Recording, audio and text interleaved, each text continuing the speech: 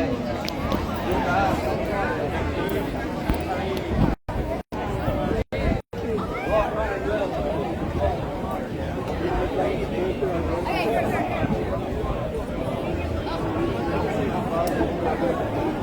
just go to Jones.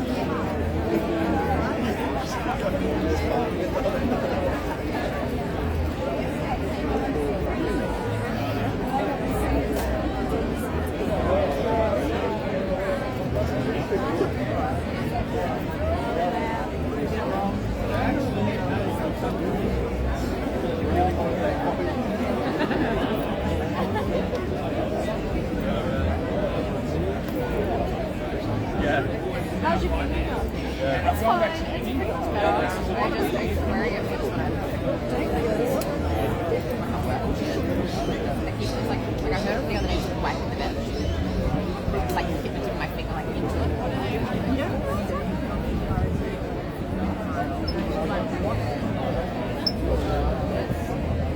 I fell over at work and just like smashed everything into the ground. It was so painful. A week after it happened, I was like, I need to go home. I had been there for like 15 hours. Like, I was like, oh, you know what? I'm going to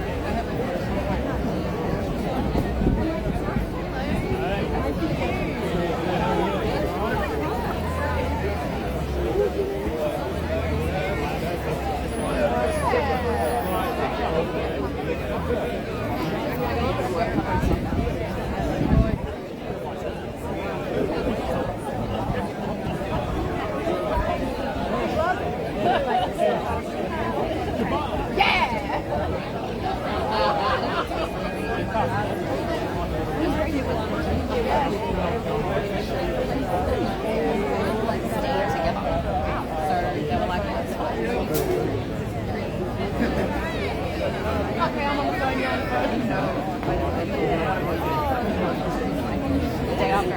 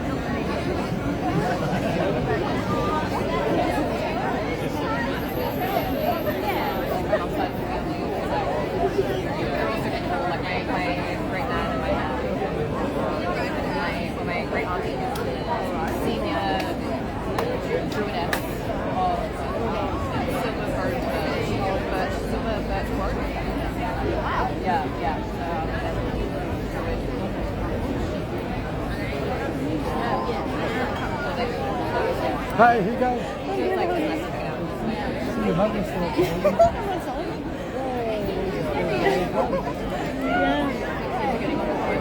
quite chance to sort of sit down. Well, of course, it's like she got to do that. She didn't like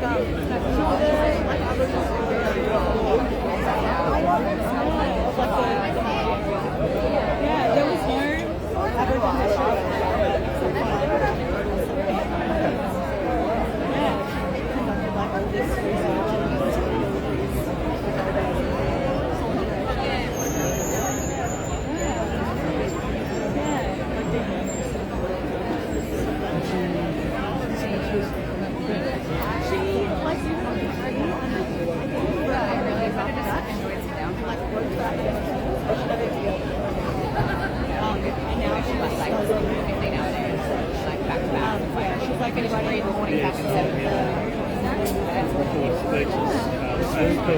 Yeah, so she's got lots of time.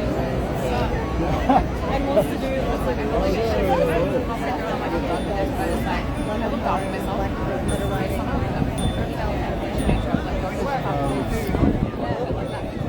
exactly. That's what I've been doing.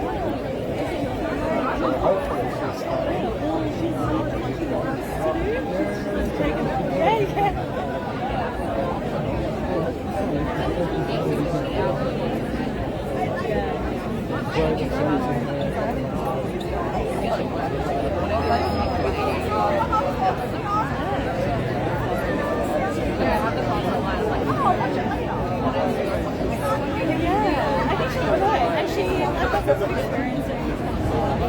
She wants to do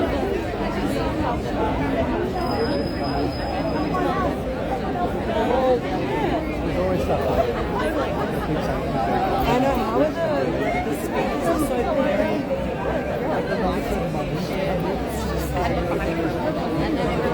It's crazy how much of a difference it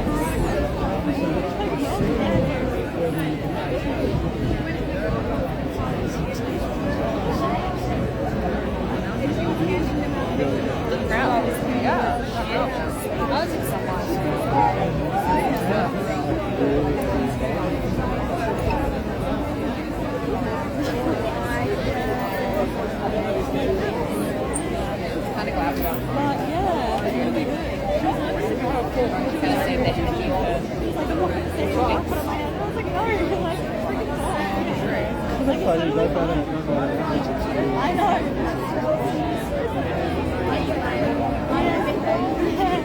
The same with teaching. I can't teach you to the beginning of the confused. What am I going to do? What are the kids going to be like?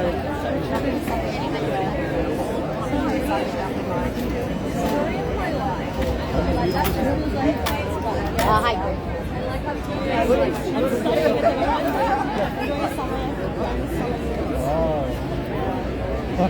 It's a nice summer holiday.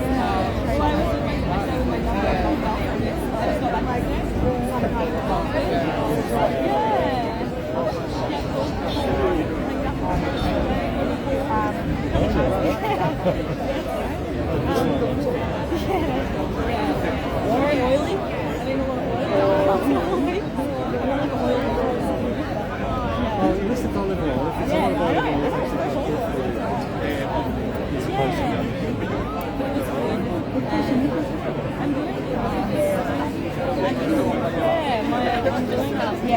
My major is English. And then I do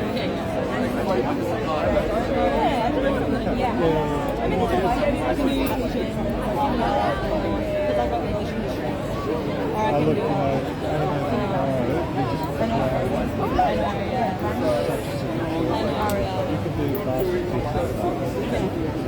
my brother's in high school, and my sister graduated last year, and it's like they have new teachers all the time, like it's hard. It's like they just accept these roles.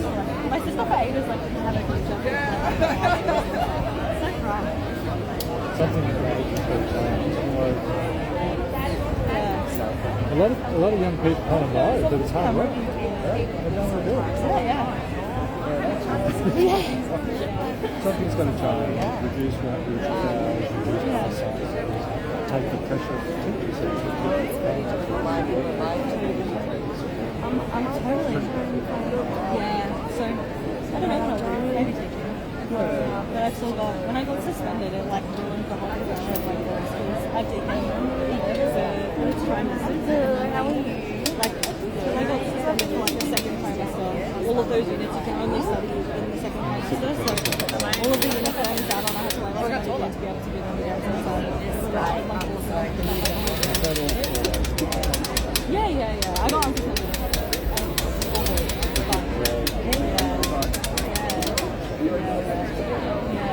Because at the time I had gotten unsuspended, it was like 8 weeks, right?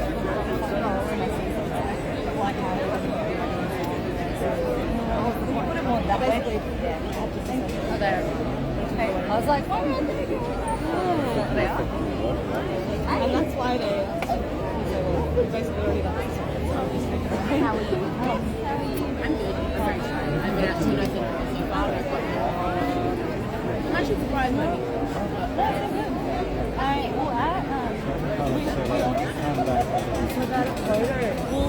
Like, the thing was, I got suspended and then I won. I got like a retrial, so they redid the entire thing. Like, I had a whole new. I love it. I like your little snake. And they did find me. But it was just so funny. So I had to do like a actually Oh yeah, because I forgot to follow up. I contacted Anna. But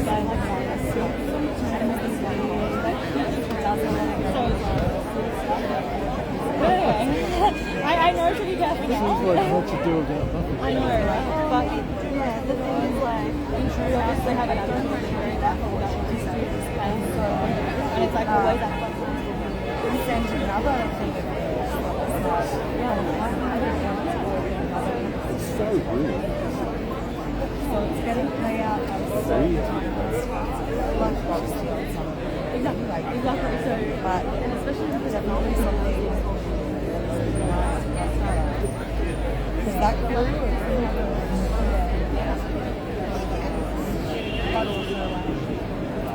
Yeah, I think one of the other ones another thing just where we that bracelet on the inside. Yeah, I have a lot of But yeah, there's a couple of little some fucking banging one and with the community radio. I know. There's one called Melbourne Radio. So there's a couple of really good ones. But I was tuning in and it was almost perfect the other day. There was all this, I think it was like the Jewish anti-Zionist Jewish episode of the one, the one that you had shown me. And it was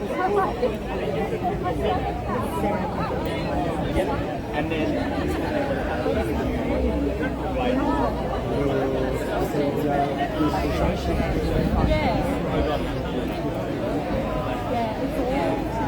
no, so good. It's like the kind of because they're on the river, it's like they normally get really big floods up there. So You don't come up yeah, they so I'm going to touch Palestine! Free, free Palestine! Free, free Palestine! Free, free Palestine! Free, free Maduro! Free, free Maduro! Free, free Palestine! Free, free Palestine! Free, free Palestine! Free, free Maduro! Free, free Maduro! Free, free Maduro! Free, free Maduro! you can't possibly be against it.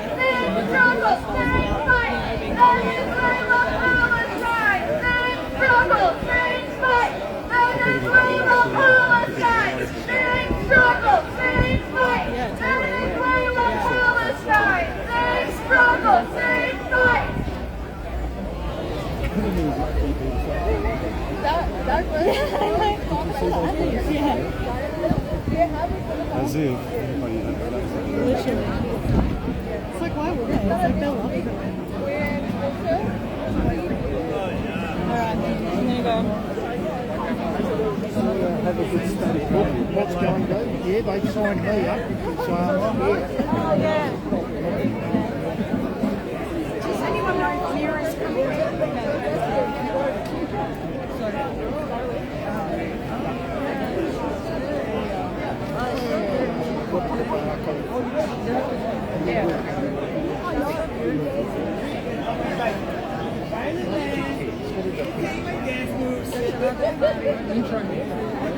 It's a trumpet.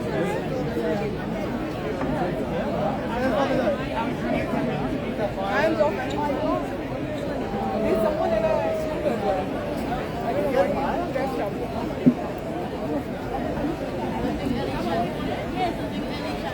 I reckon I'll put the wall.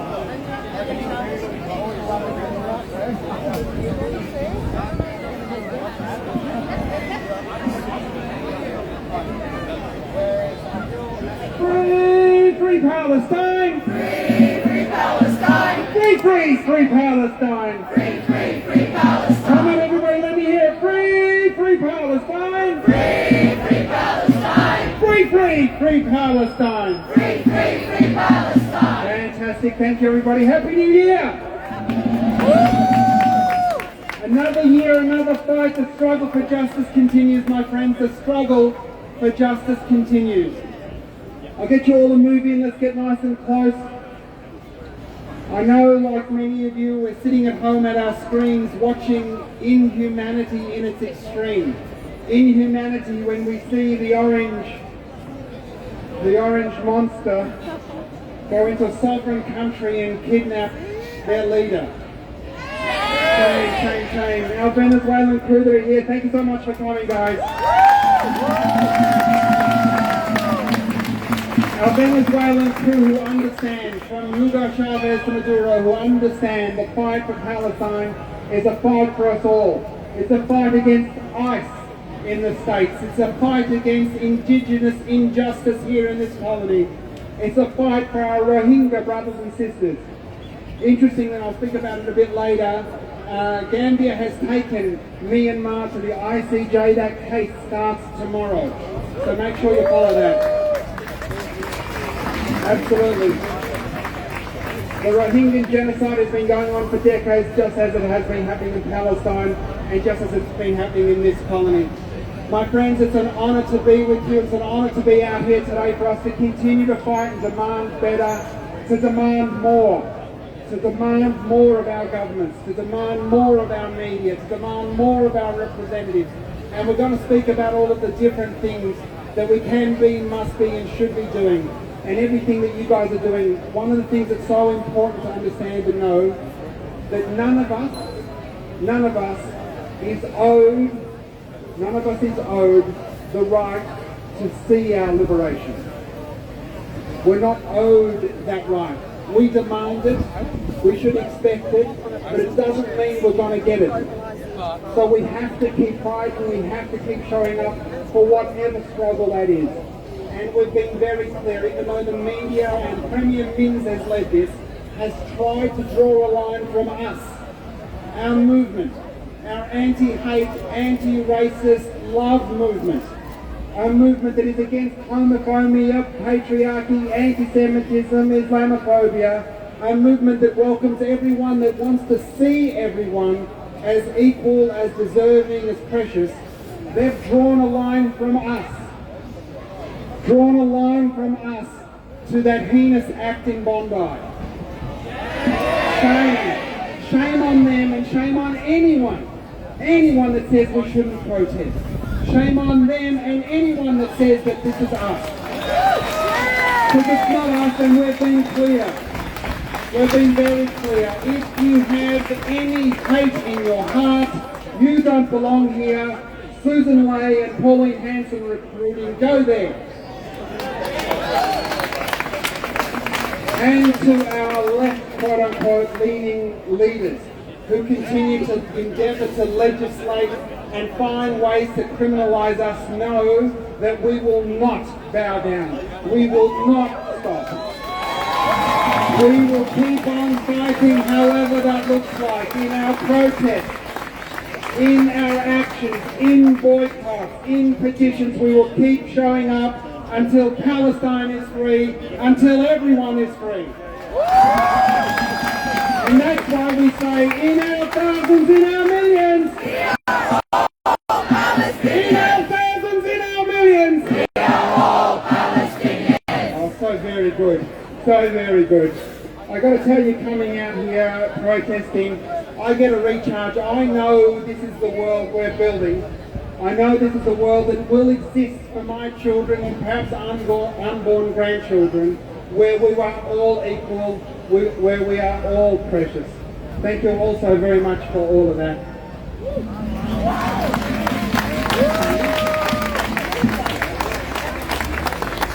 My friends, it's a great honour for me to introduce to you one of my dear, dear siblings. Naarm Brown, who has been at the forefront of the fight for Indigenous rights here on this colony their entire life, but also their family and all the work they've done. Naarm has found every opportunity to create links between the fight for Indigenous rights here and the fight for Palestinian rights, but also for all Indigenous people wherever they are, from West Papua to Kashmir, especially the Rohingyas with what's happening next week at the ICJ, but for all oppressed people. A big round of applause for Naarm, everyone.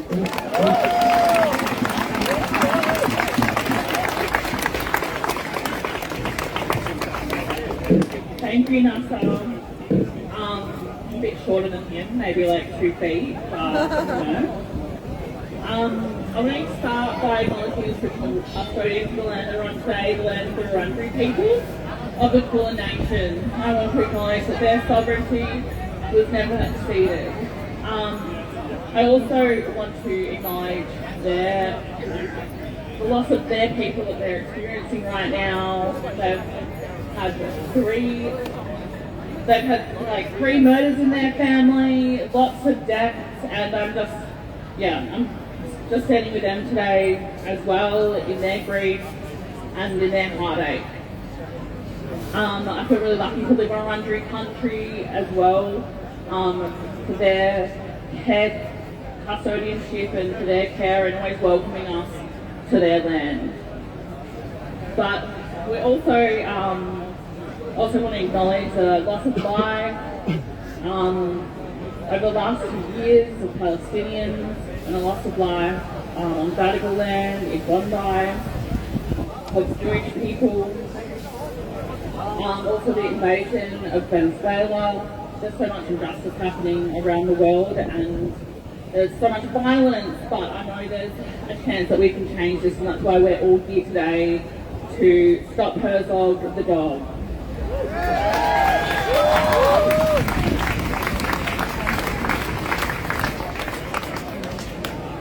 So we need to stop Algo from inviting him, and we need to protest if he does show up here. And I also have an idea that we should out Karen the Zionists, because they are attacking and they're lobbying at every single level, and we need to do the same. We need to write emails, we need to make calls, we need to write on their social media posts. Politicians actually look at those. We need to continue to show up and protest to stop Herzog from coming here, because he's not welcome here on Aboriginal lands. We're not going to let another genocidal dog come here on these lands.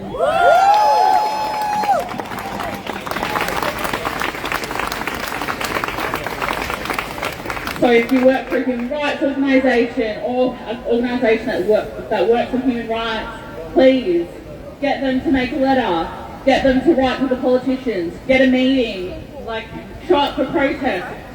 All of these things that we need to do to continue to fight and tell this government that we are not going to allow him to come here. So in a couple of weeks, 2 weeks I think it is now, we have the Invasion Day rally coming up. It's the National Day of Protest for First Nations people, and I'm sure that many of you will be there as well. So that's on the 26th of January. I really hope that people are able to get out and come around and protest with us. We want to make the protest really big. We have a poster, lots of people have been asking. We do have a poster. So if you want to share it around, it's on the War Collective Instagram page and on Facebook, all the social medias. So yeah, hoping to see you all out there on January 26th. Thank you.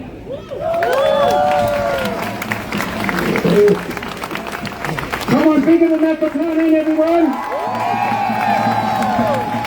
Always was, always will be. Aboriginal land. Always was, always will be. Aboriginal land. Now, my friends, if you're here for Palestine, you have to be there for January 26th. If you're here for Palestine, you have to be there on Invasion Day. If you're here for Palestine, you'll be there for Invasion Day. That's better, nice and loud. Nice and loud. Now we've got these flags, that are joint Aboriginal Palestinian flags. There's one hanging up the back there. This one here. men selling them, so if you want one, come down to the front, sort of on my right, your left, and make sure you grab one. And this is the Invasion Day poster. There's some up here if you want to collect them and take them to your workplaces and perhaps leave to your neighbourhood and become everybody's favourite neighbour once you've done that. But we should be clear, we stand against racism wherever it is, on this colony and all over the world.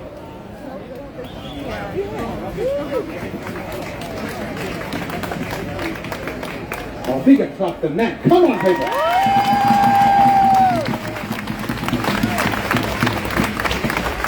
There's only a little bit of vanity,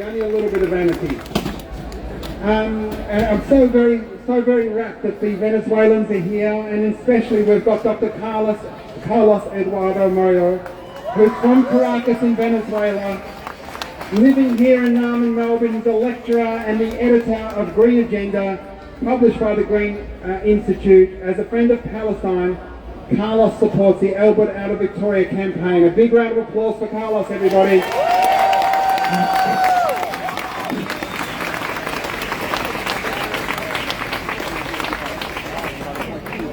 Hi everybody, my name is Carlos Moreo. I'm a Venezuelan academic living here in Naarm. I'm a Venezuelan from Caracas, and I support the Palestinian struggle, Palestinian sovereignty, and Palestinian self-determination. Free Palestine. Viva Palestina Libre.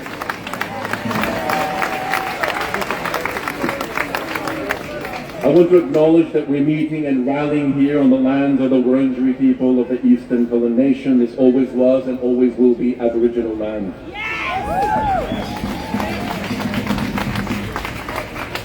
Latin America has a long history of colonialism and neocolonialism and imperialism, one that many people are now learning about with the attack, with the invasion of Venezuela on Saturday the 3rd of January. But like many, I continue to learn from Aboriginal resistance and the struggles for decolonization across this continent. I speak today as a Venezuelan, as a Caraqueño, and as someone from the left. Last Saturday at 2 a.m. in Caracas, my mother called me to tell me that bombs were landing blocks away from our apartment. For the next couple of hours, I spoke to Venezuelan friends, activists, and more family, all saying the same thing: Caracas was being bombed. Shame. What my mother and many Caraqueños heard was imperial violence announcing itself. Last Saturday, the United States, under President Trump, bombed Caracas to abduct the sitting president and head of state, Nicolás Maduro, and his wife, Celia Flores. Trump's attack killed 106 soldiers and citizens, over 60 young Venezuelans, and 32 Cubans, all of whom were defending the country's head of state and the country itself. Initially, the US tried to justify this as some bullshit war on drugs. But now the Trump government isn't hiding what it's doing and why they're doing it any longer. Speaking at the United Nations Security Council, we all saw the US ambassador state it clearly. I quote, "We cannot have our adversaries," referring to Russia and China, "come to this hemisphere and control Venezuela's oil. These imperial gangsters," this is what they are, "have come to my country, have come to Venezuela, and claimed ownership of the country's oil." Shame! And just like that, the US government of Trump wants to erase the gains of the entire 20th century of Venezuelan oil politics and of the early years of the Bolivarian Revolution. What were these key political and economic victories? The nationalization of the oil industry and the democratic and popular project of redistributing oil wealth to its citizens. This is what Trump attacked on Saturday: Venezuelan sovereignty, Venezuelan self-determination, and the popular and democratic history of struggles for sovereign oil. Some of you may have seen the latest and sickening press conference that Trump offered just yesterday or on Friday. There we see Trump hanging out with his big oil mates, the CEOs of Chevron, the CEO of Exxon and ConocoPhillips and others. And what does Trump do there?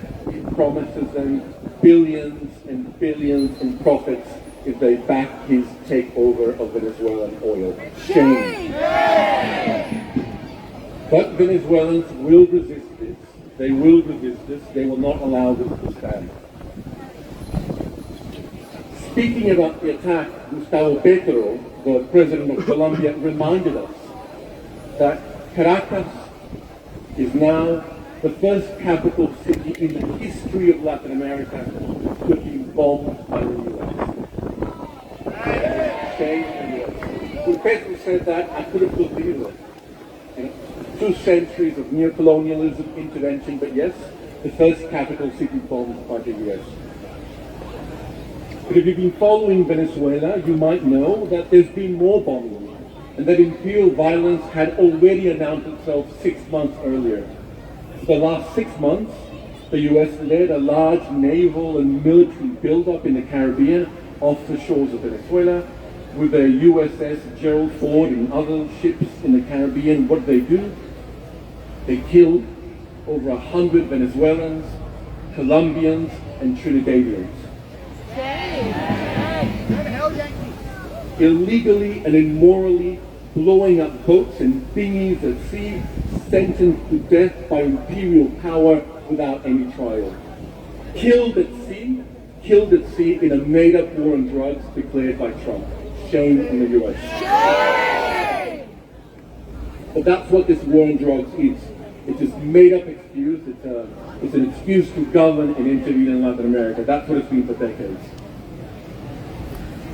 Many commentators have come out and started talking about the death of international law, as if something like international law hadn't already been done in Gaza for the last 2 years.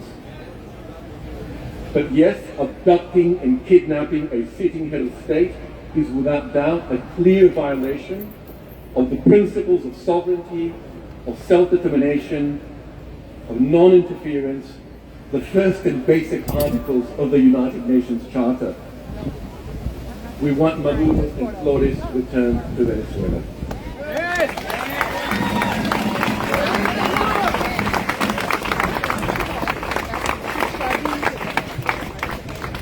But what we saw in this attack and what we've seen this whole week and for the last 6 months is Trump's resuscitation, his bringing back of a racist and neocolonial doctrine, the Monroe Doctrine of 1823.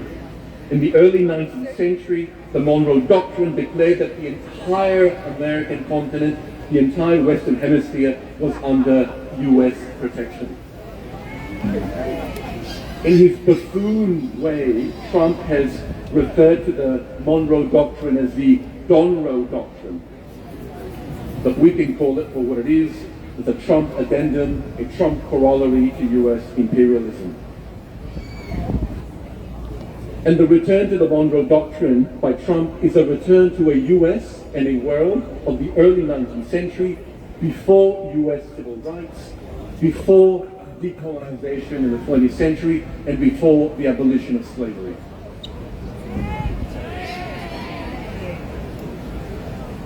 I've learned that over 150 US military aircraft were involved on Saturday's attack. I've also learned that over 20 US military bases were involved in the attack. US military aircraft flew out of Texas and Virginia, yes, but also out of occupied Puerto Rico and US-controlled Virgin Islands. Get the US out of Puerto Rico. Viva Puerto Rico Libre. But US military bases also occupied the Dominican Republic and the Republic of El Salvador, and these bases, these US military bases, also participated in the attack. And closer to home, it is also inevitable that Australia's Pine Gap, up in the Northern Territory, was also a part of this operation, providing signals intelligence. Shame! But before I finish, I need to be clear about one thing. Opposing the attack on Venezuela, opposing US imperialism does not mean defending authoritarian governments.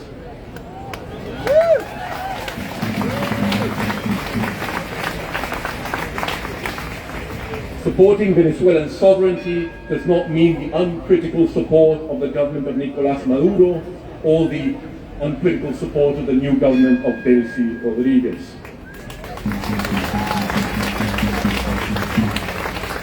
Solidarity with Venezuela means standing with workers and unions and ordinary Venezuelans in their struggles for liberation. Solidarity with Venezuela also means standing with the thousands of communal councils and the communes that have grown over the past 20 years of radical politics in Venezuela.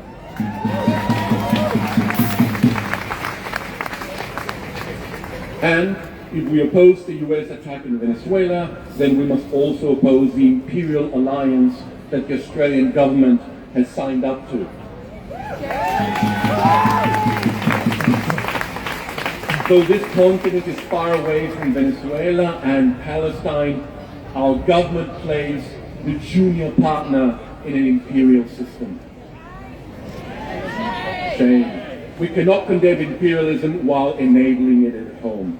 Down with AUKUS, down with US imperialism, viva Venezuela, long live Venezuela, viva nuestra América Unida, long live the United Latin America, and viva Palestina libre.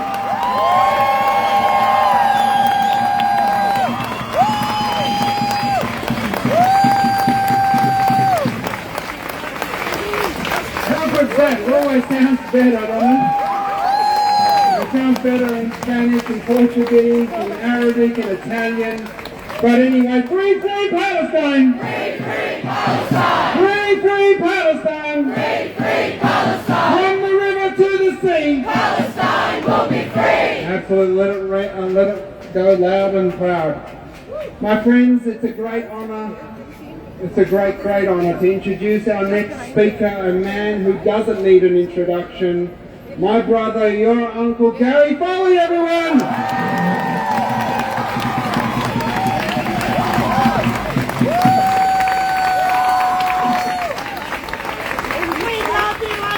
Greetings! Good to see a big crowd here again. Solidarity with the Palestinian people! Solidarity with the people of Venezuela! Solidarity with the people of Cuba, Colombia, and Greenland! To hell with the Mango Mussolini! I only want to say something very simple and short and sweet today. I condemn the Australian government for prematurely setting up a royal commission. What hypocrisy! Where's the royal commission into the thousands of Palestinians who have died? We had a royal commission ourselves, Aboriginal people, 35 years ago. A royal commission in Aboriginal deaths in custody. Since that royal commission had made 300 recommendations, none of which have been implemented 35 years later. 35 years later, there are 600 Aboriginal people who have since died in prisons, incarcerated since then. Where, Albanese? Where is the Royal Commission examining the Australian government in action on that? Where is it? Why? Do a small group of right-wing Zionists get to dictate to the Australian government and the Australian people, when at the same time those Zionists who called on that Royal Commission are the ones who've been supporting the genocide in Palestine? To hell with Australian government, a Labor government. And never forget one thing, folks. In my lifetime, the governments the Australian governments that have done more damage to the interests of Aboriginal people in this country have been Labor governments, not Liberal governments. How crazy is that? And to hell, as I said before, to hell with the Mango Mussolini Donald Trump. Thank you.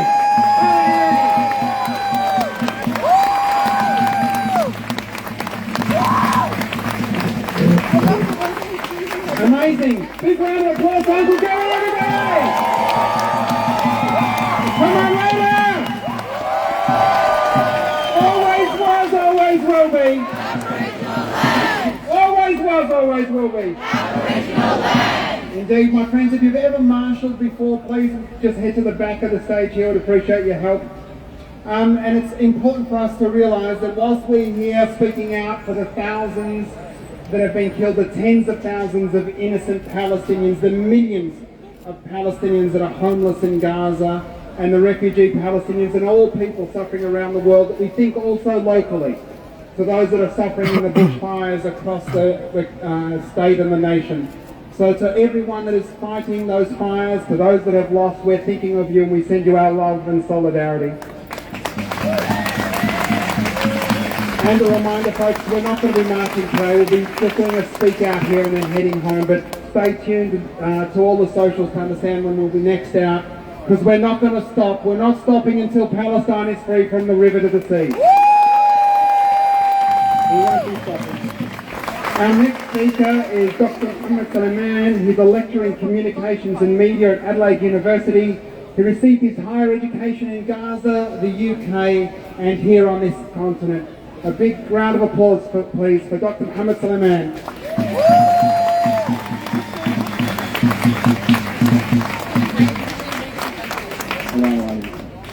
Hello everyone, thanks for making time to join our protest under these difficult circumstances. We begin by acknowledging that the land we protest on today for Palestine, for freedom and for justice is Aboriginal land. We acknowledge Naarm people as traditional owners of this land, and I pay my respects to the elders past, present and Aboriginal elders of other communities. It is most apt that we begin by also acknowledging that this protest takes place under some very distressing circumstances for a great many Victorians whose local areas have been declared as being in a state of disaster by the state government due to the ongoing bushfires engulfing large swaths of this land. We also recognize that the post-Bondi context of this protest, which has subsequently sparked off an atmosphere of witch hunts, smear, vilification, intimidation and repression. Scare tactics have been deployed to link in the most bizarre and most grotesque fashion the pro-Palestine solidarity movement to the Bondi atrocity. And this is something that we have grown accustomed to by Zionist warriors and politicians who do not spare an effort to smear the Palestine solidarity movement and its demands for universal dignity, justice and freedom for all. We refuse, however, to accept that either of these events, the bushfires or the Bondi atrocities, deny us the right to continue to call attention to the oppression and the plight and the suffering of other peoples merely because they're not Australians or because they're not inhabitants of this land. If anything, we insist that these testing times, both the massacres at Bondi and the fatal bushfires in Victoria, should serve as a wake-up call for us to start paying attention to the present condition of humanity and to the degradation of the earth that we have been placed upon as a species, as well as to the future of this humanity and this planet. These catastrophes should prompt us to pay attention to the suffering of other peoples, particularly those in whose oppression and torture we have been directly complicit, and both as governments and societies. And here I single out the Palestinian and the Aboriginal peoples' catastrophes, the decolonization and genocide of Aboriginal peoples and of the Palestinians in Gaza and the West Bank. There should be nothing difficult to grasp about any of this. But we should not be surprised to know that there are many, so many out there in this country and the world over who do not want us to be here today because they do not want to be bothered by our chants for freedom, for justice, and for the right to treat others with basic human decency. Rather, many have been quick to slander the Palestine Solidarity Movement as being directly responsible for the Bondi atrocities, fabricating the most fictitious narratives and conspiracy theories to lend credence to their specious and utterly preposterous claims. We condemn this despicable attempt by right-wing politicians and pro-genocide commentators who have desperately tried to link us, the Palestine Solidarity Movement, with this in order to silence us into inaction and create this McCarthyism-like climate based on lies, baseless accusations, slandering, blacklisting and other scare tactics, all under the guise of national security. But suffice to ask rhetorically, what on earth do we Palestinians have to do with the Bondi atrocities? Other than being victims, exactly in the same way as the Jewish people who were mercilessly murdered by two heavily armed lunatics firing aimlessly at unarmed civilians. Can these people even see that the only true equivalence here is that between the Palestinian victims in Gaza, who are victims of the genocide perpetrated by the settler colonial state of Israel, and the Jewish victims, on the other hand, of the Bondi massacres committed by these deluded ISIS agents? What exactly do pro-Palestine, pro-justice, anti-genocide, pro-planet activists and individuals have to do with this inexcusable, murderous action of two hateful killers shooting other people dead merely because they belong to the wrong religion, the wrong race, or the wrong ethnicity? The answer, and in case this needs to be stated, is nothing. Absolutely nothing whatsoever. In fact, do you know whose actions and ideology resemble those of the Bondi killers? Could you perhaps guess what the bloodthirsty attitude and ideology of these criminals murdering unsuspecting innocent civilians in cold blood only because they belong to the wrong ethnicity, because they belong to the wrong religion and to the wrong race? They remind us, again, in case this needs to be stated, of the actions of genocidal states, of genocidal individuals, of mass murdering individuals, like the state of Israel, for example.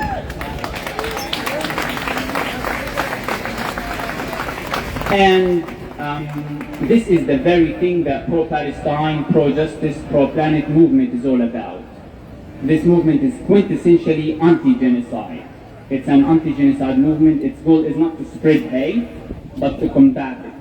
It's not to promote senseless violence, but to end it. It's not to inflict death and suffering, but to preserve life and promote human dignity for all.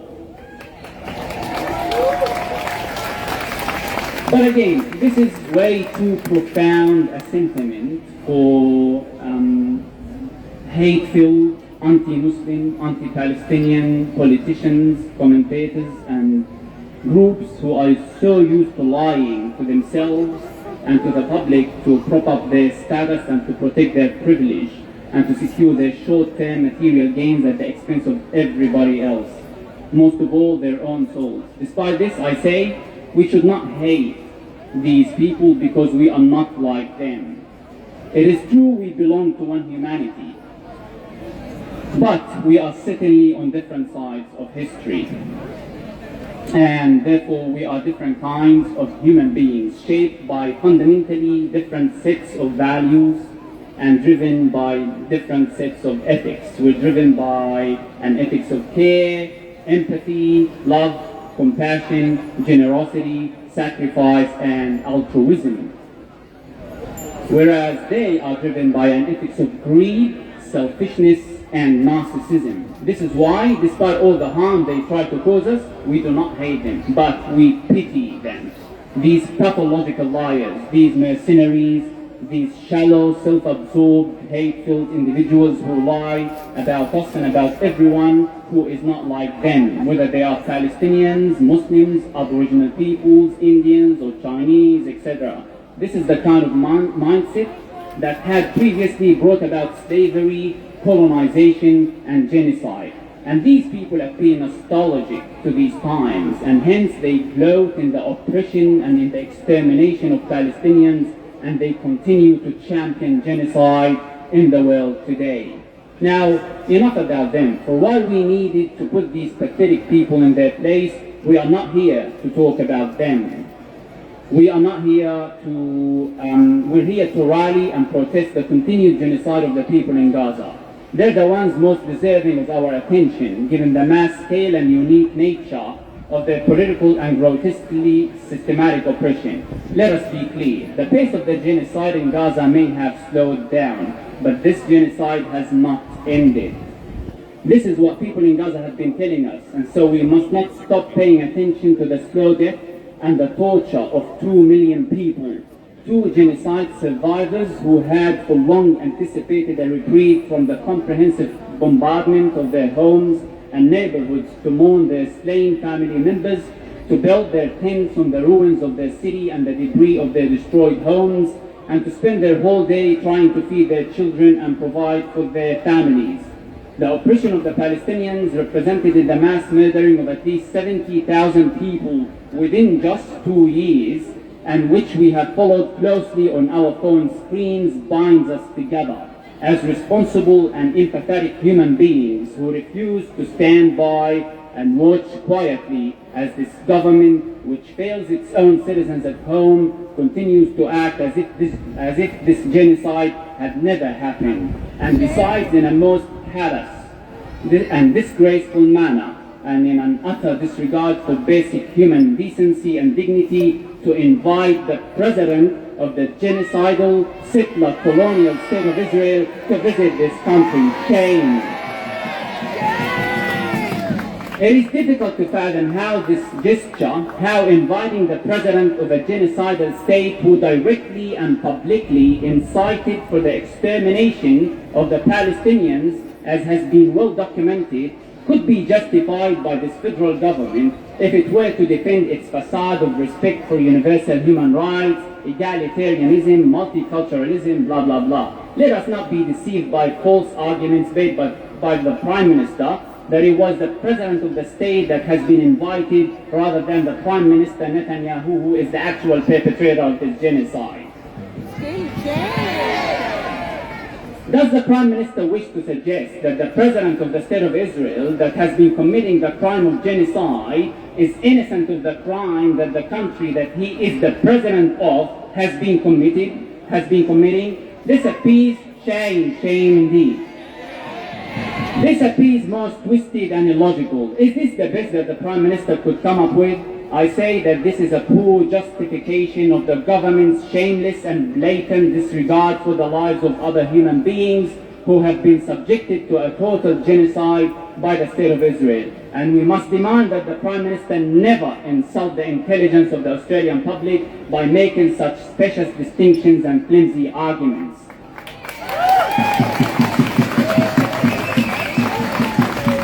Likewise, we cannot accept the malicious use of the post-Bondi context to justify the invitation of the President of the state that has systematically committed war crimes and crimes against humanity in order to normalize this state. This is based on the false assumption that Israel is the official representative of Jews all over the world and of the suffering of Jews wherever they are, which is a deliberate and dangerous conflation of Zionism as the official political ideology of the State of Israel with Judaism as a complex historical, geographical, and theological tradition. In doing so, this gesture denies that those Jews who openly profess their anti-Zionism, all those Jews, both religious and non-religious Jews, including citizens of Israel, who oppose the State of Israel, are not Jews because the State of Israel does not represent them. Why get the Zionist Federation of Australia to speak on behalf of Jews in Australia rather than the Jewish Council of Australia, for example? Why take the claims of Zionist Jews as more credible and representative of Judaism than anti-Zionist Jews who have repeatedly told us that Zionism is not Judaism and that anti-Zionism is not anti-Semitism? What gives the Prime Minister the authority to decide for anti-Zionist Jews, including the Jewish Council of Australia, who should represent them and their voices? Or are these Jews not real Jews in the eyes of the government because they choose to distance themselves from the grave crimes of the State of Israel that claims to represent them?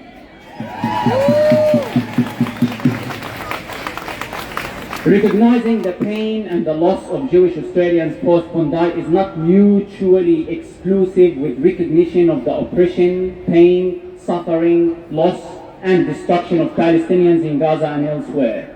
Why should this be the case? To uphold universal norms is to insist that as Australia mourns the tragic loss of 15 Jewish Australians, we will condemn in the strongest possible terms the Israeli state's mass killing of 70,000 Palestinians, the maiming of over 150,000 of them, and the hundreds of thousands of freshly traumatized Palestinians in Gaza who have been brutalized by the monstrous actions of this fanatic right-wing Israeli government for the past 2 years. This seems quite simple. Unless we live in a Zionist world in which not all lives are equal, or some lives are more equal than others, or in which some are humans and others are lesser humans, or even some are subhuman, non-human, or as Israeli politicians and their friends would have you believe that some are human and other humans are actually just animals and insects and beasts and the like. Shame. I conclude by asking, is this the kind of world the Australian government would like its citizens to live in? And is this the kind of language that it wants Australians to use to refer to each other?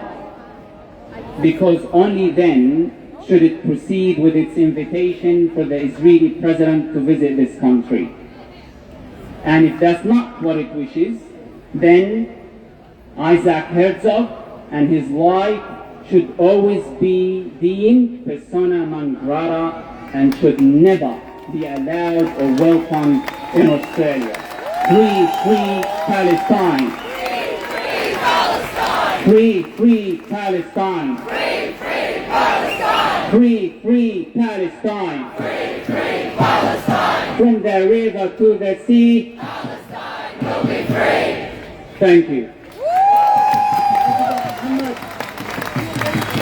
Thank you. And we should make sure we're very clear when we talk about Palestine, we're not just talking about Gaza, we're talking all of the river to the sea. We're talking about the Palestinians in the West Bank, the Palestinians in Jerusalem, and the Palestinians in historic Palestine in so-called Israel in 48 Palestine. And when we talk about a Palestine that is free from the river to the sea, we are talking about a Palestine that we dream of, like the Palestine that is here today, where it doesn't matter if you're Muslim, Christian, Jew, atheist, man, woman, queer, however you identify, however you look, that you are free and precious and equal. But that's the world we're building. That's the world we're building. And that world, words matter. Words matter. Words like not allowing a war criminal who signs bombs to be dropped on innocent people to be welcomed. Shame. The only thing we should be doing is delivering him to The Hague, the war criminal. The word we should be using is arrest. Arrest, not welcome. He should be arrested. And when you conflate the Australians who were murdered with a genocidal racist apartheid state, you are saying that Jews are Israelis. That Australian Jews need to be represented by somebody else than an Australian. That's anti-Semitic. Israel might say it's the state for the Jews, but its actions are nothing about Judaism. Its actions are Zionism manifest. Its actions are racist manifest. Its actions are hate manifest. And however you look at it, from that point to here, it is white supremacy at its highest form, and we say no. And for words matter, my friends, words matter in the same notion that they decide that Dr. Randa Abdul Fattah, our best and brightest, that because of cultural sensitivity, we're going to disinvite her. Disinvite her because she might make people feel unsafe, particularly after what happened in Bondi. Yet again, egregiously drawing a line between us and that horror. Shame! And for the media to allow that line to pass unchallenged. Shame! And for every leader not to call out that scumbaggery. Shame on you! Shame, shame, shame, because we are not that. We are the absolute opposite. And if you want to see what that looks like, it looks like Zionism, you scumbags. And whilst we might be able to get the titans of business, you know, James, I've got a house next door to Benjamin Netanyahu Packer, to say that he wants a royal commission, or Novus Muslim cockroaches Paris, that we should have a royal commission, or Grant Hackett, or Wayne Carey, or Dawn Fraser, love it or leave, I'm against the voice to say that you should have a royal commission. You might be able to get these dullards out, these has-beens out, these enablers of war crimes out, but we can close the city. 300,000 of us close the bridge. We can shut down a city, a bridge, a town, wherever it might be, because we are the people. And the people united can never be defeated. The people united. And so when the writers said, when the board of the Adelaide Writers' Week said, we don't want you, Dr. Randa, people will feel uncomfortable. Shame. What did writers of good conscience do? They said, fuck you! Fuck you, Melbourne. Fuck you, Adelaide Writers' Week. Damn that shit where the sun doesn't shine. And so over 100 riders of the 132 have quit. And so Adelaide Riders Festival will have a choice tomorrow. We'll have a choice tomorrow. Kowtow, bow down, say sorry, and welcome Randa back. Or close up shop because the people have spoken. The people have spoken. Words matter, Malinowskis. Words matter, Mins. Words matter, Elbow, and we're not going anywhere. From the river to the sea, we'll keep shouting it. Build bigger prisons if you need to. And so when you invite a guy that says it's an entire nation out there that is responsible, this rhetoric about civilians not being aware, not involved, is absolutely untrue. When you invite that guy who signs bombs and says on behalf of the state of Israel, eat this, non-civilians, animals, Amalek, all of those dehumanizing words that have ended up at the International Court of Justice. Shout out again to South Africa. Thank you, South Africa. But all those words, when we say words matter and you remember those words and then you keep talking about this notion of social cohesion, this notion that we all belong, that we're boundless plains to share on this stolen land, this boundless plains to share, know that we know you are lying. We know you are lying and you don't see us. Well, we're not going anywhere. We're not going anywhere. Now, Mick was here a second ago. Where are you, Mick? He's got a flag. He's a union worker from the docks of Marseille. He's here joining us today. So our movement is a global movement. Thanks, Nick, wherever you are. You were here a second ago. But next up, I want you to give me a huge, huge hand and a huge welcome to Ohad Kuzminski, who's an executive member of the Jewish Council of Australia, a proud Jew of Moroccan and Polish heritage. He's also an elected member of the AEU branch council. A big round of applause for Ohad, everybody.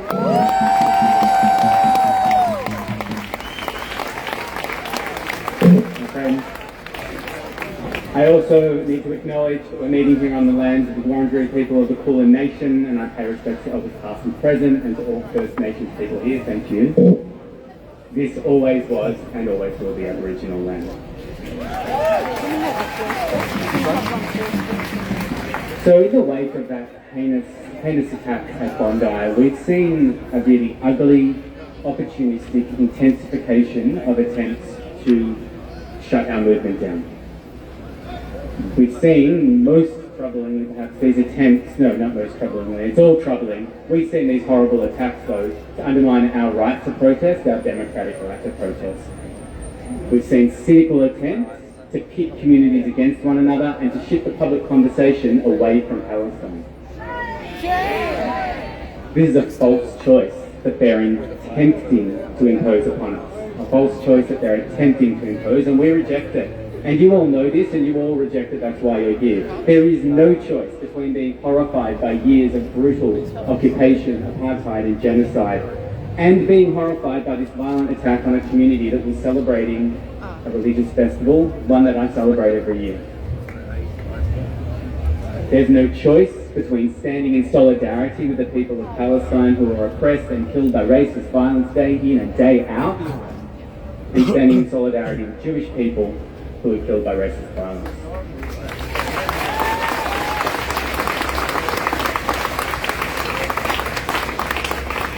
To stand with one is to stand with the other. That's the only choice we have to make, and we've all already made it. Because real solidarity, it isn't a competition. And our movement has shown that again and again and again and again, and we will continue to show it.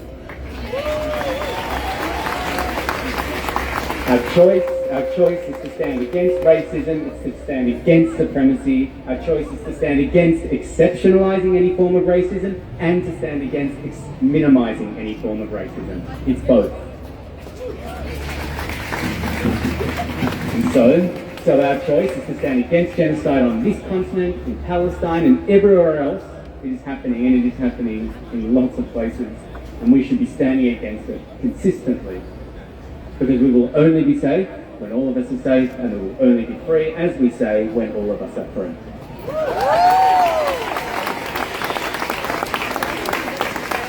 Now, what I have to say next has also been said, but it bears saying again. We are outraged at this decision to invite the Israeli President, oh God, imagine that, the Israeli President, the Israeli President, Isaac Herzog, to Australia. Now this guy, we know, is the head of a state that has been committing genocide. Now, it has erroneously, wrongly, as it's been said, claimed to do this in the name of all Jewish people. And just the proposal that he visit here after Bondi is really dangerous.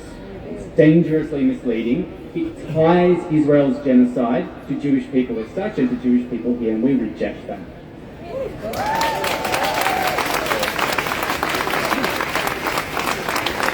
It should be obvious to anyone with eyes and a mind and with ears, it should be obvious to anyone that such racist conflation makes nobody safer. It's rejected by many Australian Jews, and it should not have even been considered by the Australian government. Now, this is obvious, but one way for the government to actually confront the problem of racism that we do have in this country is to sanction the state, whose president encouraged genocide after October 7, and it does bear repeating. Here's what he said: "It is an entire nation out there that is responsible. It is not true, this rhetoric about civilians not aware, not involved." Disgusting, right? Shame. Fight racism? How about sanction the state whose president signed a bomb before it was dropped on the people of Gaza? How about, just spitballing here, sanction the state that has ignored the so-called ceasefire agreement and continues to brutally attack Palestinians in the West Bank and Gaza day in, day out. Not one day, day in and day out. Because, again, this also bears repeating, we don't combat racism by being selective. We don't combat racism by sanitizing Israel's dehumanizing crime. All we do there by doing those things is exacerbating racism. We combat racism by standing for the liberation of Palestine from occupation, apartheid and genocide, by standing against such brutality the world over. And this, friends, is what I know we will continue to do. And as Nessa said before, the struggle continues. Free, free Palestine. Thank you very much.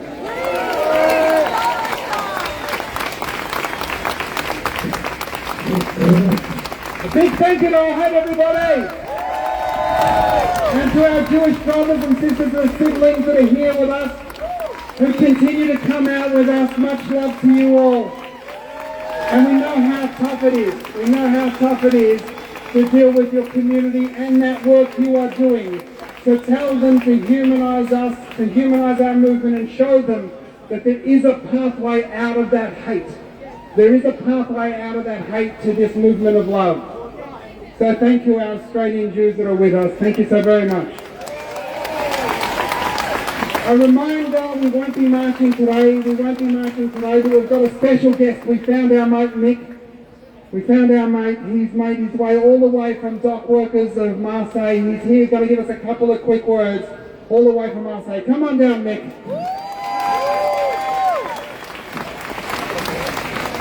Bonjour, Melbourne. My name is Mick Flynn. I'm a member of the CGT trade union in Marseille, the same union that organises the dockers who will be stopping weapons going to Israel.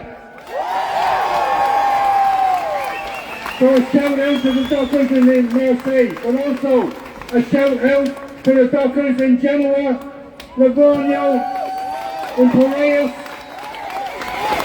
Barcelona, Bilbao and Tangiers. The Dockers Workers Union have been linking up across the Mediterranean to block weapons going to Europe.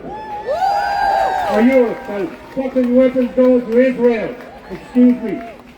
And just, by the way, on the 6th of February, there will be an International Dock Workers Day of Action against the genocide in Gaza and against the militarization and the financialization of war in Europe.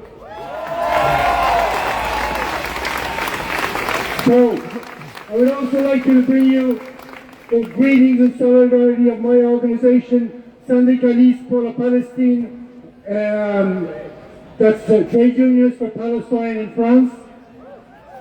And I know there's a lot of trade union members here, and we're very inspired by the work you're doing in the unions here to stop the genocide in Gaza. Now, as an Irish person, we are deeply inspired by the example of the Dunnes Stores workers in Dublin who took action back in the 1980s against the evil regime of apartheid in South Africa.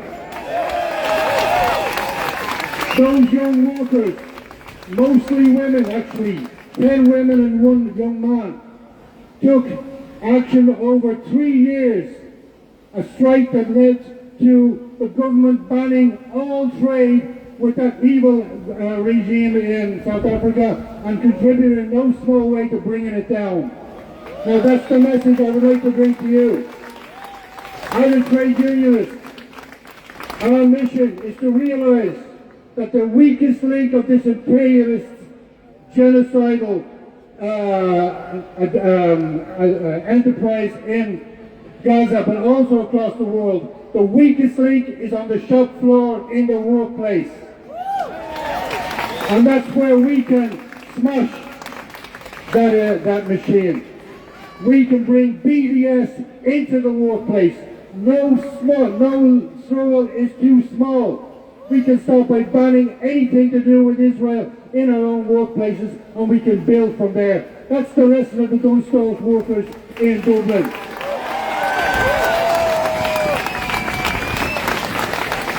So, If you're not a member of the union, join the union. If you're a member of the union, get your comrades together, get a meeting, pass out a leaflet, and kick ass in your workplace and bring this genocide to an end. Thank you, comrades.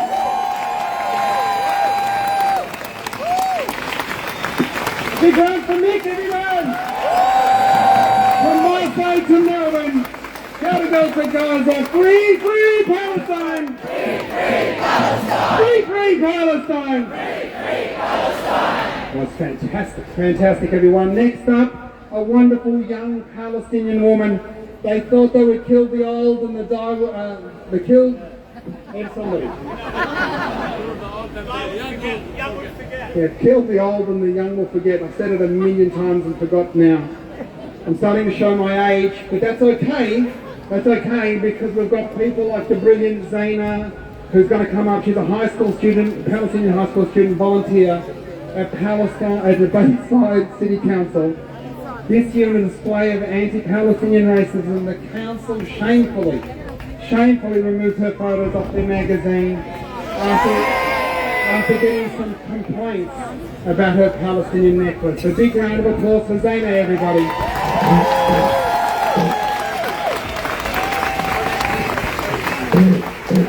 Hello everyone, it's good to say thank you so much for coming. Before I start, I would just like to acknowledge the traditional owners of the land in which we gather on today, and I pay my respects to all the elders past, present and emerging, as well as any here with us today. This always was and always will be Aboriginal land.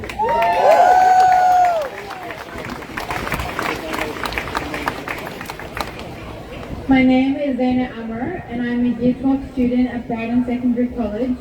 Apart from my studies, I also took pride in volunteering as a Bayside Youth Ambassador for over the past 2 years. In May, I won the Julian Gururi Memorial Award for Bayside Youth Participation. Following this, I was asked to appear on the front cover of the local magazine Let's Talk Bayside. After the interview and photo shoot, copies of the magazine were distributed to local Bayside residents and published on the council's online media platforms. I was proud of myself for being recognised as a valued member of the community. Teachers, family, friends and community members all congratulated me and celebrated my achievement.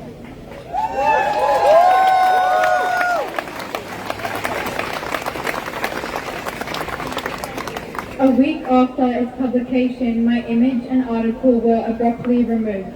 After 9 complaints from the public, the council made the decision to discontinue the publication of magazines with my featured photographs inside, erasing and replacing any existence of me inside it. The alleged reason for this censorship was because I was wearing my Palestinian necklace, which supposedly contravenes with the council's media policy of neutrality. The CEO of Bayside, Matthew Cripps, stated that my necklace was a political symbol and not in alignment with their definition of social cohesion. Whatever that means. I wear this necklace to honour my family and heritage. My grandparents were forcefully kicked out of their homeland Al-Khalil, known as Hebron, during the Nakba in 1967. Al-Khalil is one of the oldest cities in the Levant, located in the southern part of the West Bank. After fleeing to Jordan by foot, they weren't aware that once they were displaced from their homes, they weren't able to return back. Thank you. I was never once consulted during the decision-making process of removing me. I felt humiliated and shocked that I was censored for simply being a Palestinian. Just recently, Palestinian author Dr. Randa Abdel Fattah was removed from appearing at the Adelaide's Writers' Festival as the board judged it would not be culturally sensitive, attempting to link her to the atrocities of what happened in Bondi, claiming her Palestinian identity would trigger those in mourning. This is just another clear example of anti-Palestinian racism and how deeply it is rooted within our institutions. This is an extension of the ethnic cleansing in Palestine taking place right here in so-called Australia. Local councils doing Israel's bidding and actively taking a part to silence Palestinians and erase our culture and heritage. What happened to me is only a slight taste of humiliation and suffering that the people in Palestine endure every day. If this isn't a clear representation of anti-Palestinian racism, I don't know what is. My physical safety was put in a position of threat, my mental health was clearly not a priority, and all volunteering contributions were disregarded. The local council has a duty of care to protect young people no matter their cultural identity, religion, race, or gender.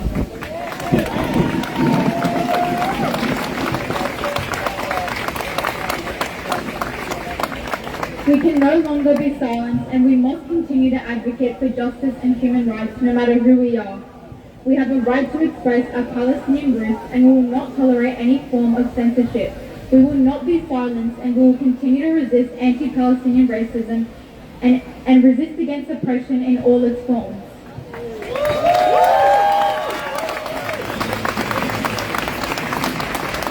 I am not standing here with just one voice. I'm standing here carrying my family's history, strength, and resilience with me.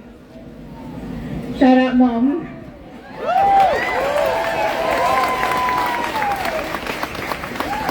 I am proud of my heritage.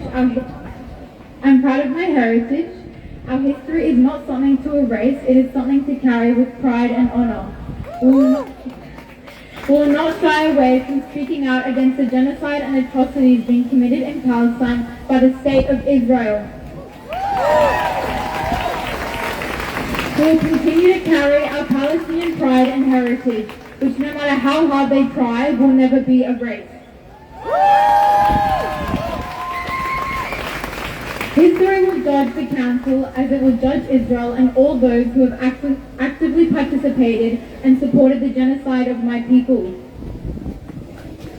I would just like to wrap up with a quote from Dr. Randa Abdel Fattah that deeply resonated with me. She said in an interview, "At what point will Palestinians be allowed to be present in the public space without being constructed as threats and enemies?" Free, free Palestine! Free, free Palestine! From the river to the sea! Palestine will be free! Thank you so much, everyone!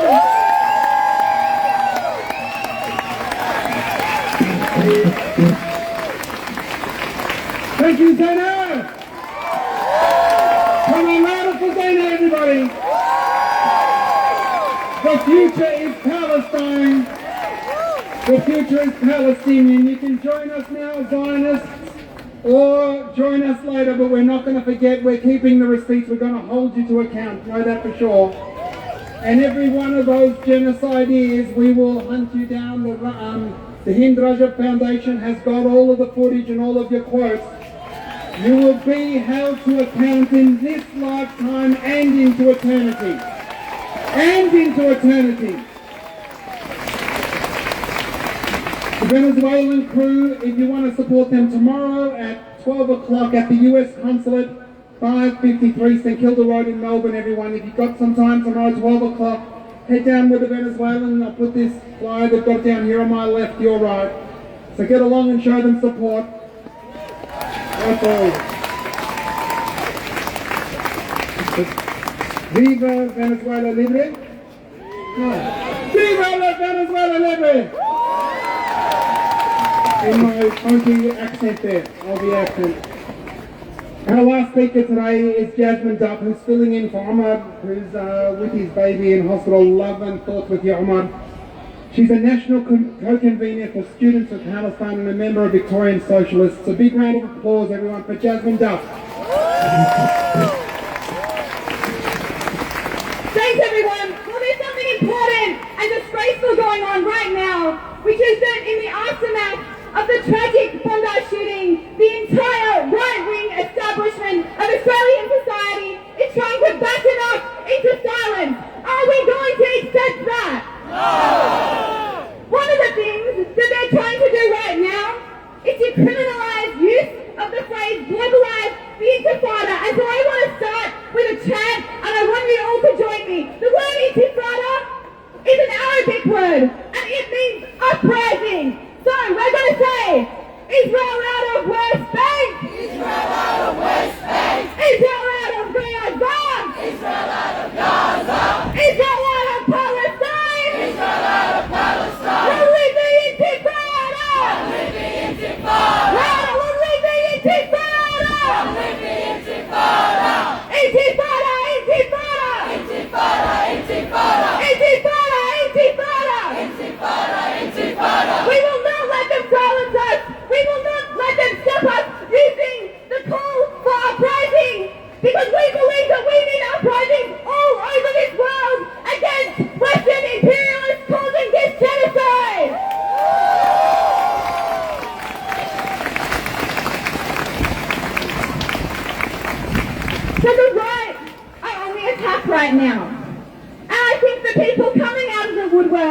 calling out to smear us as racist, they fall into a few different categories. Number one, the cultural racists of Australian society. People like Carl Sandiland, Nova Perez, Eddie Maguire, who famously called Adam Jones King Kong. Shame! Shame! Now I have a question for you. Do these people have a leg to stand on in terms of smearing people as racist? No, these are the racist scum of our society, and we will not be browbeaten by them. The second category is key political figures of the right of our establishment. People like Janet Albrechtsen, the former head of the IPA, people like Pauline Hanson, like Barnaby Joyce, and even people like John Howard, who has the gall to come out and tell us that we should not stand for Palestinians. This is the man who led Australia into the Iraq War, into the slaughter of hundreds and hundreds of thousands of people. Shame! Shame! Then there's the capitalists proper, the leaders of business and industry. The leadership of BHP, one of Australia's key mining companies, the Mineral Council of Australia, the Business Council of Australia. These groups represent the billionaires, the wealthiest in our society. It's not the Jewish lobby or something that's pushing this stuff. It's the richest people in our country, the heads of industry, and the political right. Again, what leg does BHP have to call anyone racist? BHP and the Minerals Council, who base their entire project on making money from stolen Aboriginal land. Shame! Shame! So we say to them, you are the racists. We see who you are.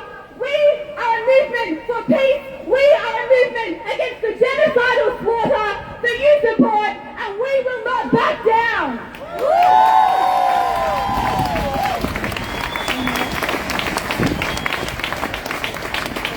I think it's absolutely right that Gary Foley came up here before and he spoke about the Royal Commission.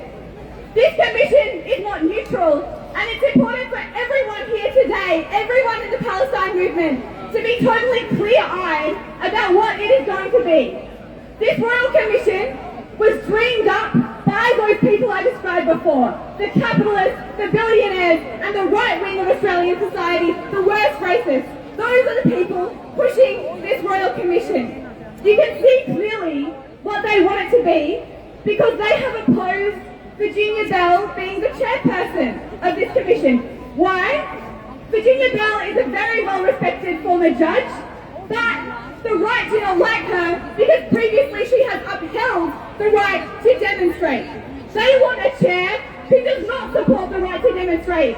They want that chair, a chair of the right, someone who will slam down on protesters, slam down on our movement, because to them, this Royal Commission is an attempt to spend a year slandering and smearing all those who stand against mass slaughter in Gaza. So we need to be clear-eyed about what this is, that this is not some neutral thing, this is not some anti-racist thing, but it's been put together specifically to push back our movement, and in particular to build a consensus for Western imperialism among those in Australia who are beginning to have their eyes opened against Western imperialism.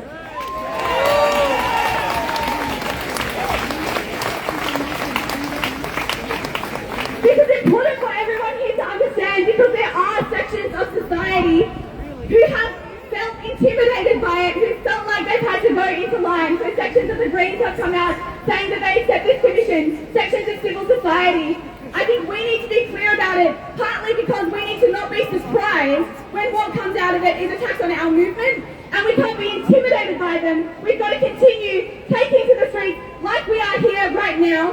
When Isaac Herzog, the Israeli president, who is a war criminal, when he comes to this country, again we need to take to the streets in even bigger numbers than we have today.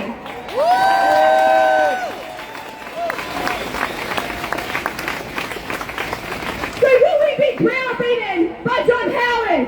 No. Will we be browbeaten by the Minerals Council and the BCA? No. Will we be browbeaten by Pauline Hanson? No.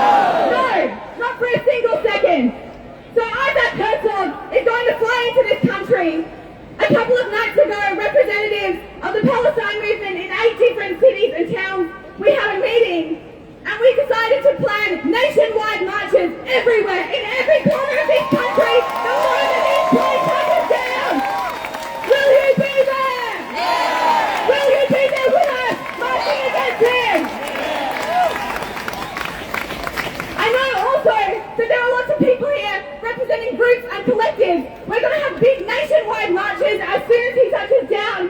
But we want everyone, every group, every collective to also be organising snap rallies. We want him to descend into this country and for there to be absolute, in the streets every single day, people with photos of the rubble in Gaza, photos of the buildings they have bombed, photos of the women, men and children they have killed.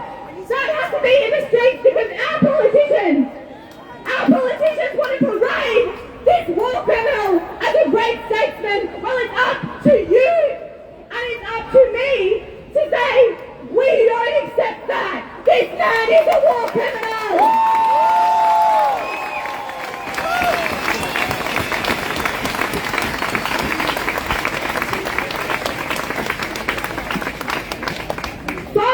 Before Herzog was invited to come to this country, Mohammed, who was a newborn baby, froze to death in his mother Iman's arms in Gaza in a tent.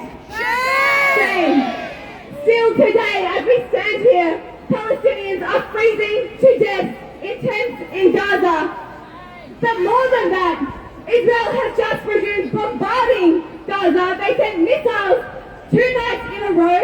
Those missiles pounded into the ground around tents which are surrounded by the bones of buildings already bombed. They're still slaughtering Palestinians. This ceasefire is nothing more than an attempt to invisibilize Palestinian suffering. Well, we say we see them, we walk with them, and we will not shut up.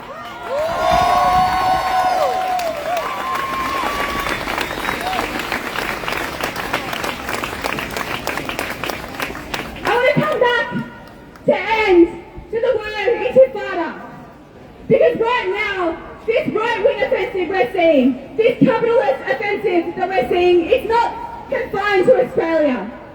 In Britain, there are young people on hunger strike about to die because their own government is willing to let them die rather than make a concession to the Palestine movement. Shame. In the United States, we have ICE agents going around persecuting people, ripping people from their homes. Shame! Shame! In Egypt, we have comrades in prison. Shame! Shame! What does that tell us? In every country in this world, there are 2 sides. There are the capitalists, the imperialists, the supporters of genocide and war. And on the other side are working class people, the oppressed. We stand with the oppressed and the working class everywhere. We know that it's those people, our people, workers and the oppressed everywhere who carry the hope for the liberation of humanity. That's why we stand with the brave people resisting their regime in Iran right now. We stood with the Egyptian revolution. We stand with anyone, anywhere who engages in uprising, even if they fucking say that word in Arabic. And so I want to end with another intifada chant. It goes like this. There is only one solution, intifada revolution. There is only one solution. Intifada revolution. There is only one solution. Intifada revolution. Israel out of West Bank. Israel out of West Bank. Israel out of Gaza. Israel out of Gaza. Israel out of Palestine. Israel out of Palestine. Long live the intifada. Long live the intifada. Thanks everyone.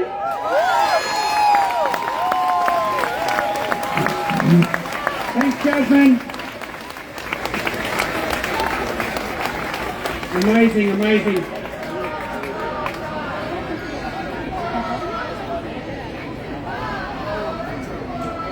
Free, free Palestine! Free, free Palestine! Free, free Palestine! Free, free Palestine! Now, my friends, on Wednesday, Free Palestine Melbourne will be calling a snap action 5 p.m. at the UK Consulate, 1 Connor Street, in solidarity with the prisoners in the UK on a hunger strike. Some of them are entering their 70th day. They could die at any moment.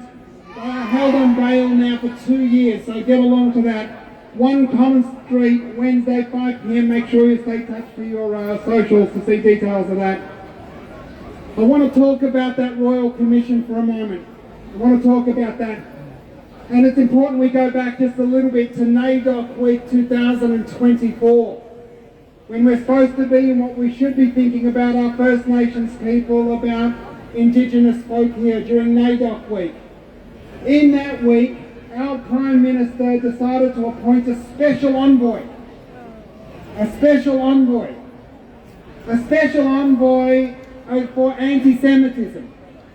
A woman who has headed up the nastiest of Zionist organisations in Australia. An organisation that has advocated for the silencing of our movement, has advocated against me personally, but each and every one of you as well.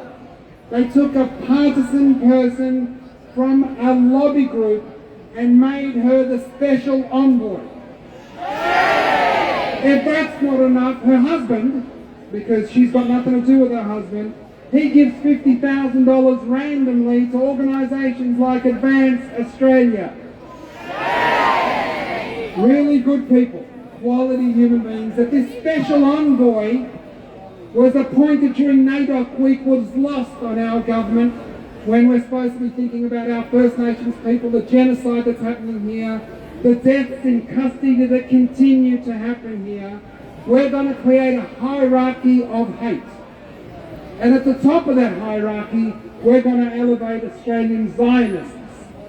Not Jews, Australian Zionists. Because we have to be clear who this is for. This is not for Judaism. This is for supremacy, it's for Zionism.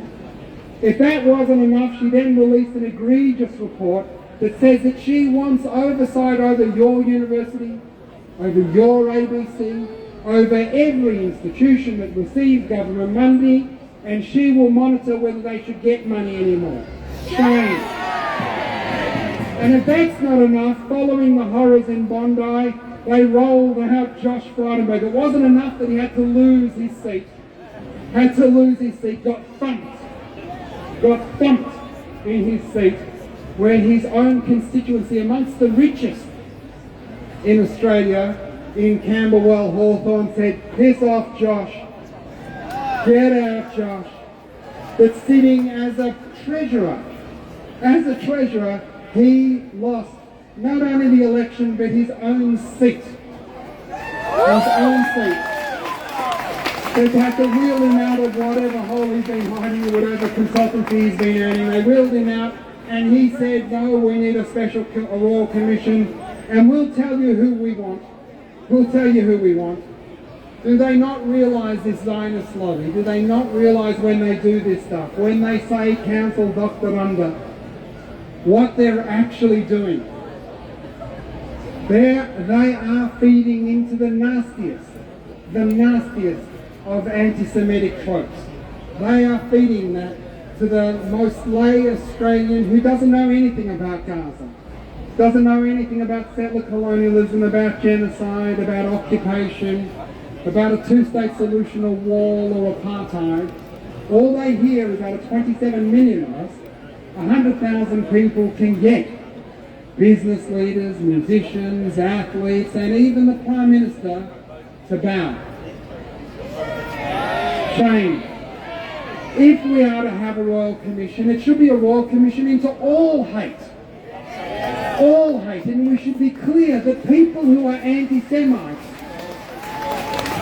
we should be clear that anti-Semites, these scumbags that stood outside the New South Wales Parliament and said get rid of the Jewish lobby, these scumbags that didn't make it to the Ministry of Diaspora Affairs website of Australian anti-Semites, Thomas Sewell and all those other Nazis didn't make it to that list, but I did, that anti-Semites hate all of us. Black people, queer people, women in power, anyone. They hate Indigenous folk, they hate everyone. Hate is hate, and we fight hate when we unite. When we unite. You do not fight hate by creating special classes. You do not fight hate when you elevate one over the rest. You do not fight hate when you create a hierarchy of hate. In fact, what you do is inflame it and make it worse. So Zionists, please take the scumbag earmuffs off for just a second and hear us. Those scumbags that want to hurt you want to hurt us. You are safer with us. Just take off that cloak of hate, that cloak of supremacy, and realize that we are precious, that you are precious, that we all belong, and that we're all equal. And that when we speak about hate, we are speaking about anti-Semitism, we are speaking about Islamophobia, we are speaking about patriarchy, we are speaking about homophobia, we are speaking about all hate. All of it. And in particular in this colony as it continues to genocide its First Nations people to those Indigenous folk. So keep fighting, my friends, keep fighting. I want to make sure each of you knows Invasion Day, you are to be there. This always was and always will be Aboriginal land. And as Indigenous folk continue to fight and come with us on our journey, we must fight with them. And when Dr. Rundle was disinvited, the first crew that said we were out together was black folk. The first crew that said we're out of Rundle is out was black folk. And just as they showed for us, we must show for them. Invasion Day is not a day to celebrate, brothers and sisters, siblings. We need to show up. And we need to keep fighting, and whatever that looks like. We're not marching today, so keep that energy for the 26th. But keep fighting wherever you are. Keep showing up. Wear your Palestine t-shirt. Wear your keffiyeh, your watermelon pins. Wherever you go, make sure you're loud and proud for Palestine. Loud and proud for Palestine. When you pick up the kids from school, when you go shopping, and if you get harassed, your phone is your armor. Just start video recording. Tell them you're going to make them famous. That's a line from the movie. I'll make you famous. Videotape them. We need to expose these people for what they are because it's a crime. As a Zionist woman, I can't call her a scumbag, yes, scumbag woman, we're going to reveal her face soon. We're going to reveal her face. The police need to know who she is so they can charge her. They're looking for her. Woohoo! That I reported that to the hospital and they kept the videotapes. They kept the videotapes. I've only got 20 seconds of it, but enough to identify her. The hospital kept the videotapes. The police have my sworn statement, and they're going to find her and they're going to charge her. They'll find her and they'll charge her. But that's not enough. We need to also report anti-Palestinian racism. You don't have to be Palestinian to suffer from anti-Palestinian racism. You don't have to be. It's not Islamophobia. It's not Islamophobia. You can be a Muslim, if you're a hijabi woman and you're wearing a Free Palestine t-shirt and somebody tells you something that is anti-Palestinian, that is anti-Palestinian racism. But if they say, get out of my country, you Muslim, whatever, that's Islamophobia. The anti-Muslim hate, Islamophobia, whatever you want to call it. But the intersection is real. But if you're a Palestinian ally and you're wearing your keffiyeh and you suffer abuse, that is anti-Palestinian racism, and you need to report it. You need to go to our website, combat-APR, The link's on the APAN website, it's on my Instagram and stuff like that, or just Google anti-Palestinian racism in Australia, and you can report it, write it, because we need to count it, because we're going to hold these people to account. We're going to hold them to account. And we need your help to do it. We need your help to do it. So wherever you go, be loud and proud for Palestine. Use your phone. Create spaces. Demand space for Palestine. I love you all. From the river to the sea. Palestine will be free. Palestine will be free, my friends. From the river to the sea. Palestine will be free. In our thousands, in our millions. We are all Palestinians. In our millions, in our billions. We are all Palestinians. Thank you, everyone. See you Invasion Day. We're brilliant.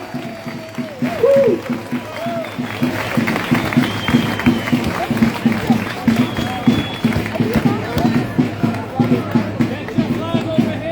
Thanks everyone. As you heard, there will be no march today.